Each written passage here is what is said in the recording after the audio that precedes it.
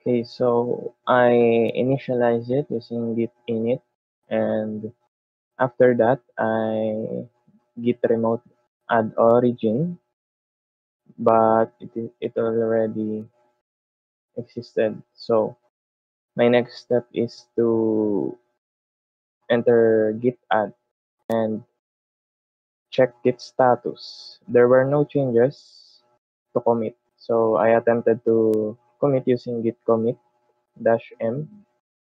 Wait, there, git commit dash m. But git confirmed that the working tree was clean since the branch had no upstream.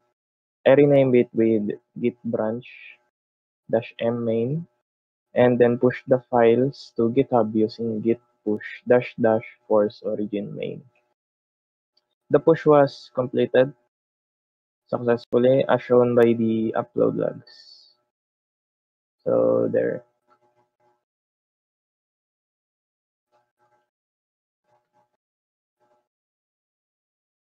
Okay, so our final project works by first displaying a welcome message, and then we're going to ask the user to choose between login, register, or forgot password.